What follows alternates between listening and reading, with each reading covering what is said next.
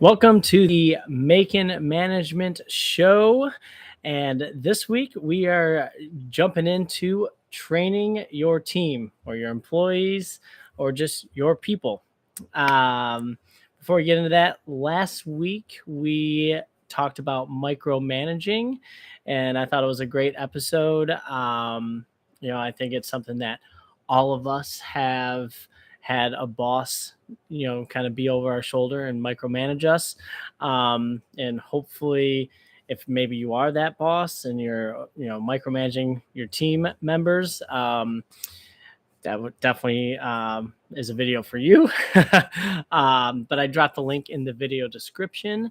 So make sure you go ahead and check that out. I would definitely appreciate it. And for those of you who have been on the journey so far and have subscribed to the channel and watched some of the videos, I want to always say I appreciate you tons and tons, because the whole idea behind this channel is building a community of like-minded people that want to learn something new and maybe gain a different perspective, that they can take into their day-to-day lives and into their careers. So um, I think one of the things I love training.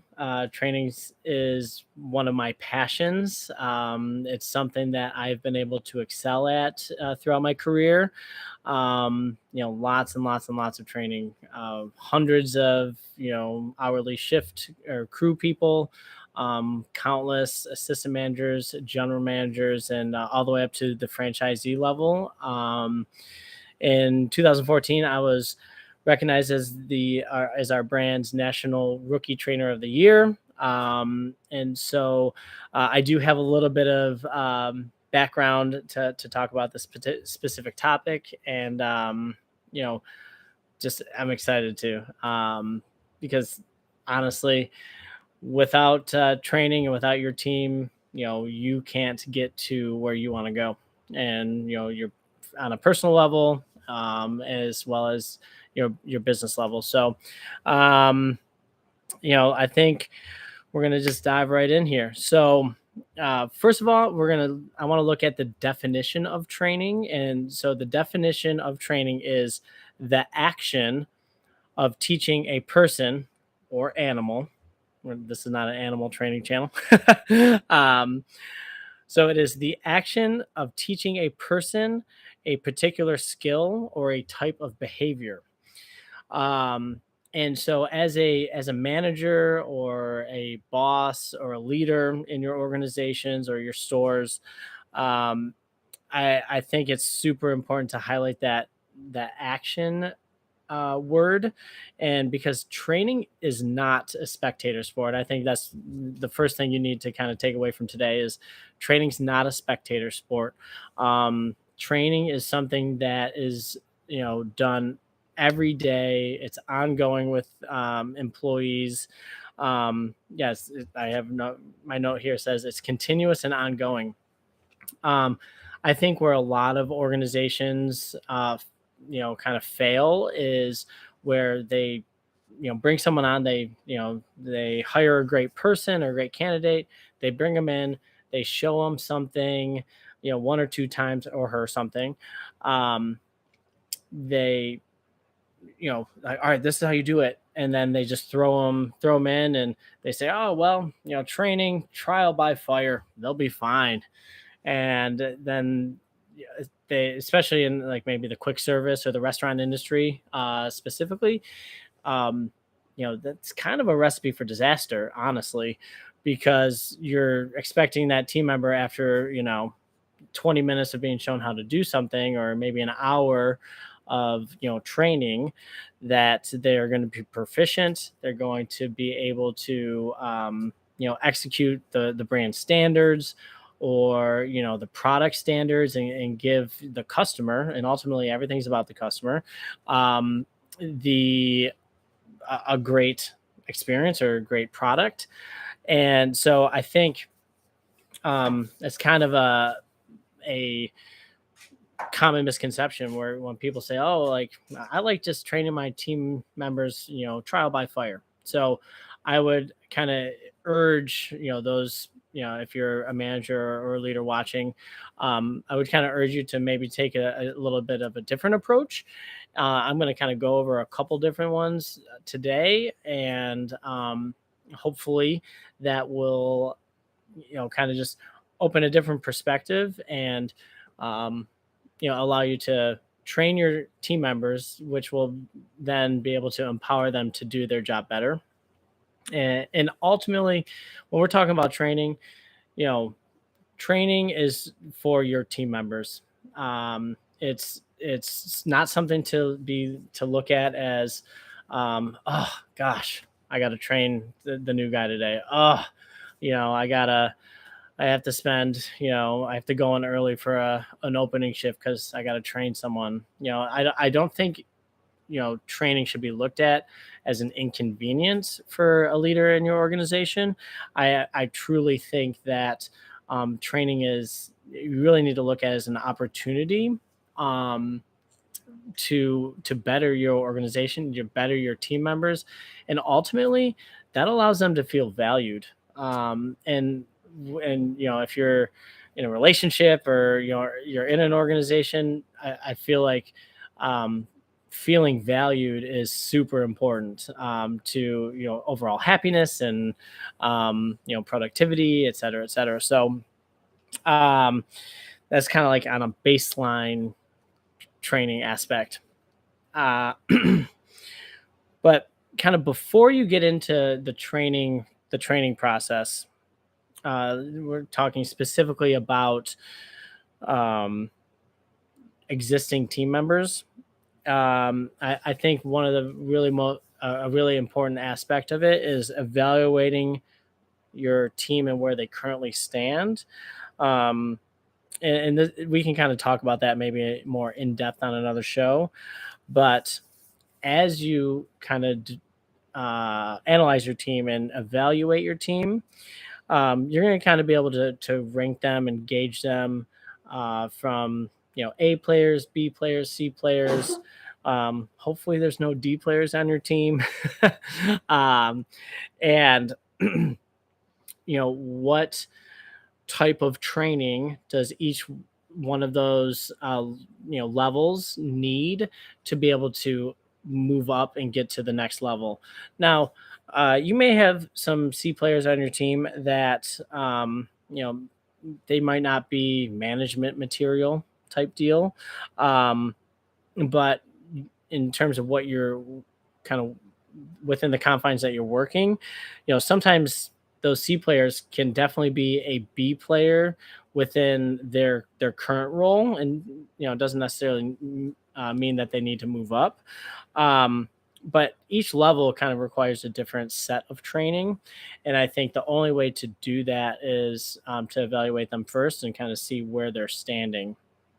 Um, and to kind of piggyback, or to move through that point a little bit, is, when you do have after you've done your evaluation, you have kind of a chart, A players, B players, C players. You can need to look at, all right, which of these people have the capability of moving up. Um, and once you kind of engage in that training with them, and hands on, working directly with them, whatever that might mean, um, are they making progress forward, or do they stay the same, or even in the worst case scenario, they regress and move backwards? And if that's the case, if they are kind of moving backwards after you have honestly given them, quality training time, investing your time in them, then, maybe it's time to have an honest conversation, um, with them. And we talk about honest conversations. That was back in our second episode, communication, honey versus vinegar. Fantastic episode. Would love for you guys to check it out if you have some time. So, um, I think so.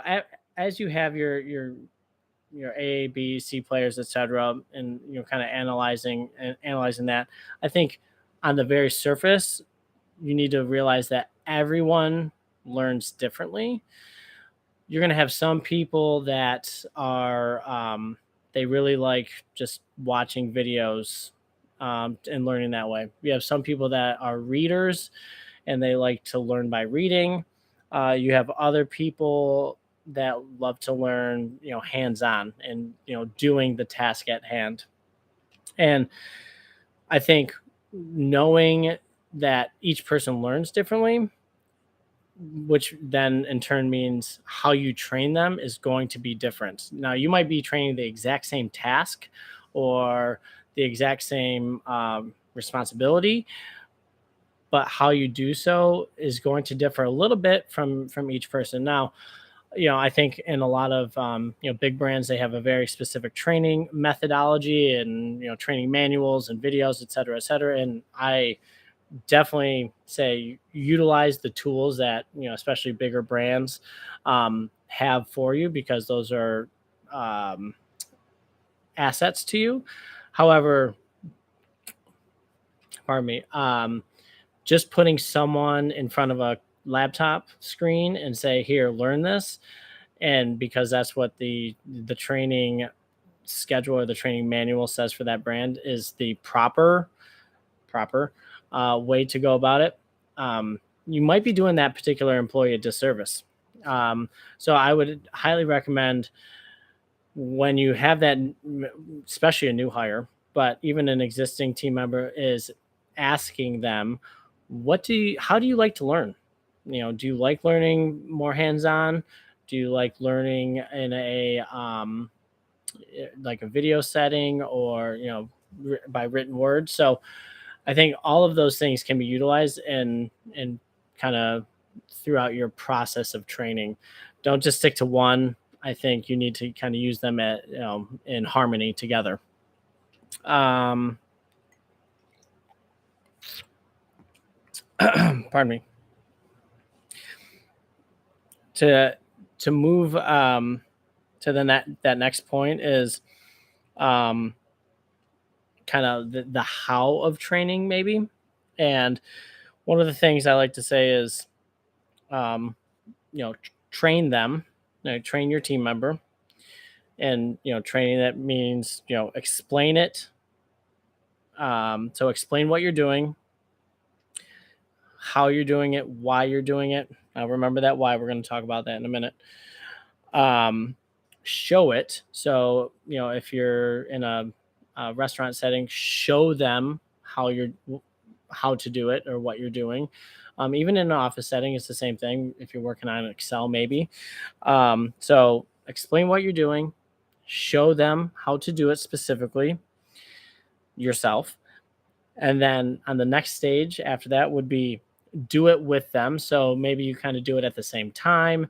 Maybe you have two laptops opened up and you guys are working together. Um, or you're working side by side. Maybe you're on the grill in a restaurant setting, and you kind of do the same thing together. And then the last step is going to be allow them to do it themselves with some help from you. And that, I think a lot of people, they might forget that last step and say like, okay, well, I've shown you how to do it. We've done it together. All right, I'm going to peace out because I've got other things to do. I'm busy. I'm the boss. I'm the leader. I'm the manager, whatever. I got to move on. However, this last step I think is super important, because allowing them to do it with your help, i.e., with you right next to them, I think gives them a level of trust. So I think you're going to be you're kind of building that trust with that new employee or current employee, um, and you're going to allow, because you're there and you're the resource, you can now answer any questions that they might have. If they say like, hey Matt, how did we do this part one more time? And then you can kind of show them in the moment um, how to complete that particular task. We got a live question. Awesome. From Raven, it says, how do you feel about the see one, do one, teach one method? See one, do one, teach one method. I think it's a great question. Um, I I think it's a a great approach or a great method. But I think when you look at that, that's more of on a macro level. If you want to, you talk macro management or macro training or organizational uh, structure processes. Um, I would say that's more macro. If you looked at the micro version of that, it's, you see one, you do one, you teach one. Well, like, how are you seeing it? What are you seeing?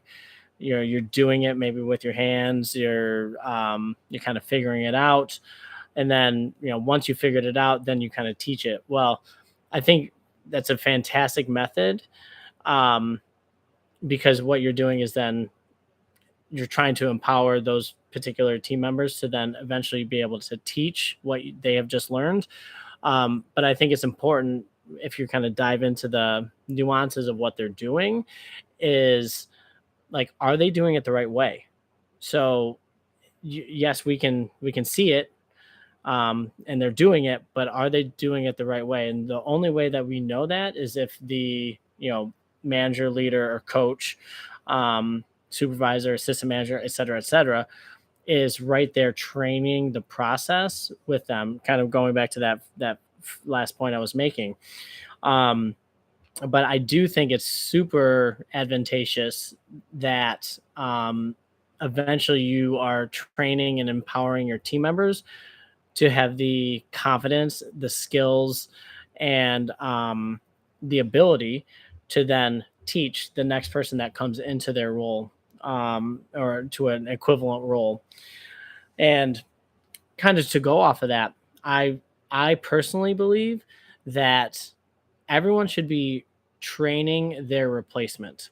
And pardon me, what I mean by that is, if you are currently an assistant manager in a restaurant or a store or an organization of some capacity,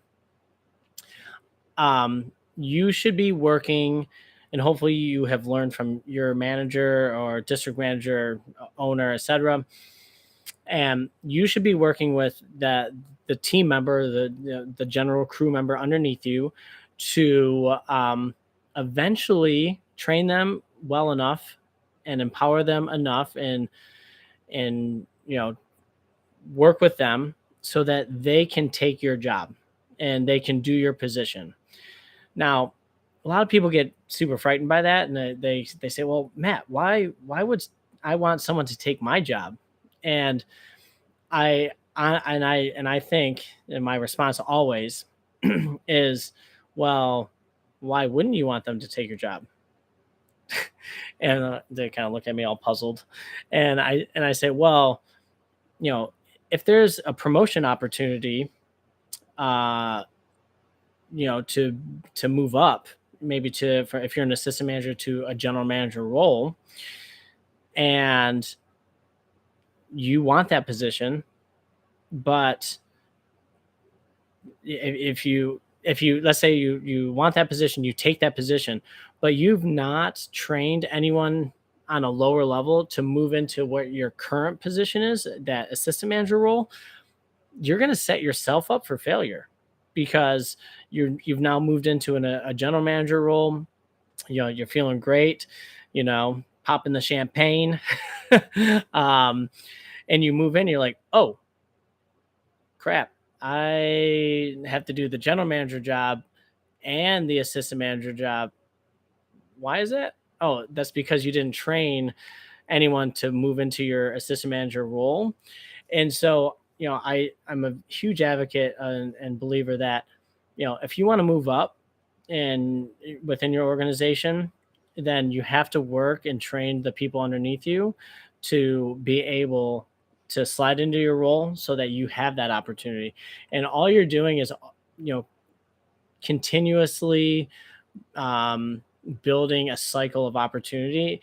And in doing so, you're just helping your team culture, because, again, instead of that organization looking outside the organization to hire an assistant manager, well, if you have done your homework and you've done your job and you've done your role and you've trained the people underneath you, well, instead of hiring from outside, you can now promote from within.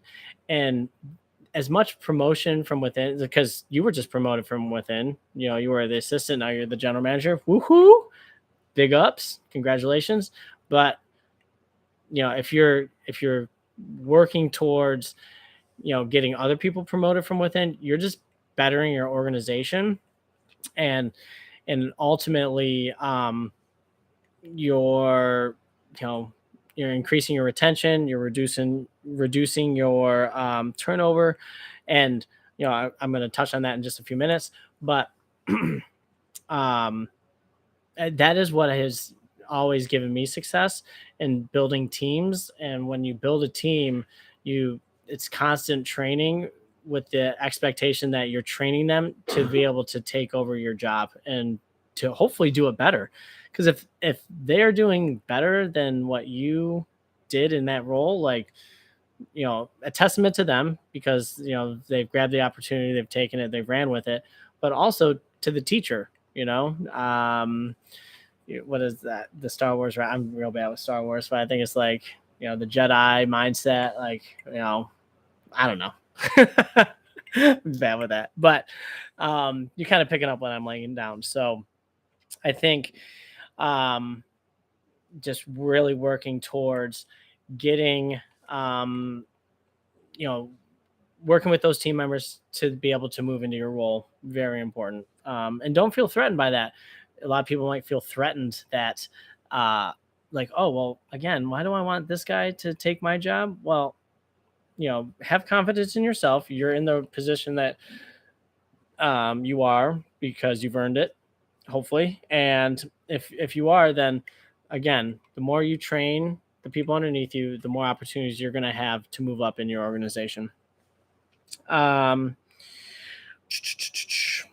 yeah, my next point here is, as coaches, leaders, and managers, in regards to training, we need to be the safety net. Now, a lot of different ways ways to think about this or talk about this. I think specifically in like an operations base, when you are working with that team member, again, explain it, show it, do it with them, and then allow them to do it with your help.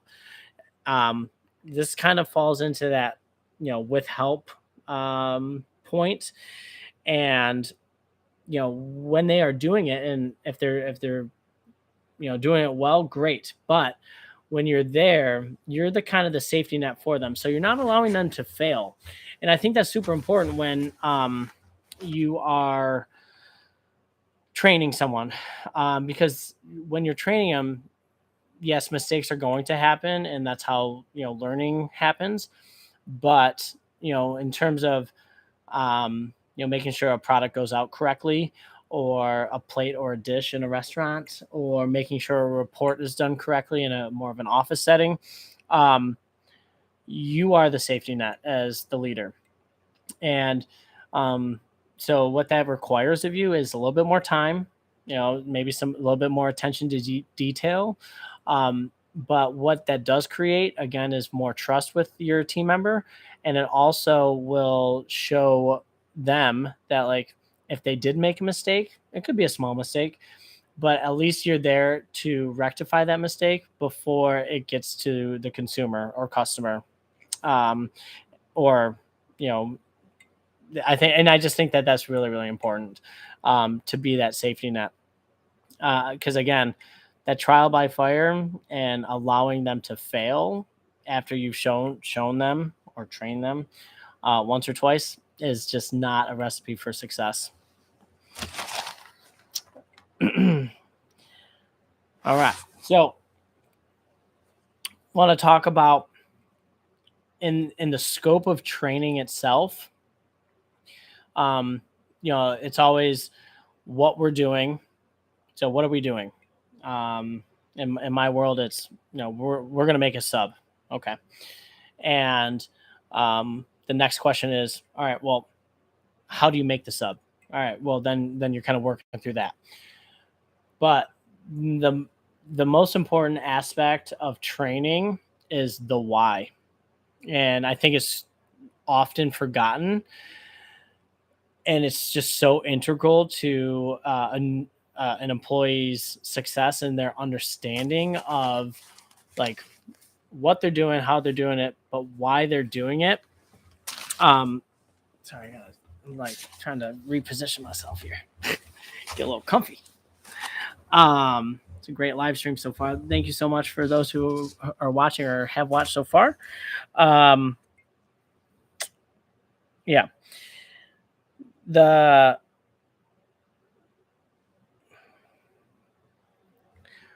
so the why is important because employees and team members, they obviously applied for your company for a reason, and they walked in, or they applied online or whatever they did, and they said, I want to work there. And okay, fantastic, you end up being a great fit. We're going to talk about interviewing and hiring in a later episode, but they're in your store or company, and they can kind of get behind the product, and you're showing them how to do something. And very often, it's like, oh well, why do we do that?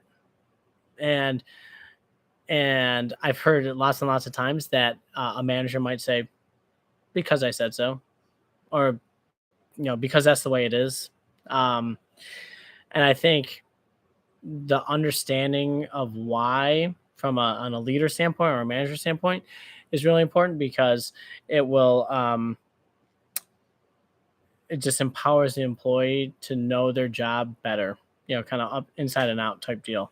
And if we are um, teaching and training the why, then I think that most team members can get behind what they're doing a little bit more. It's just not like, oh well, I'm mopping the floors this way because my manager said so, or oh, I have to do the report this way because my supervisor told me so. And I think and so it becomes a little less mundane, and they can understand why we do what we do.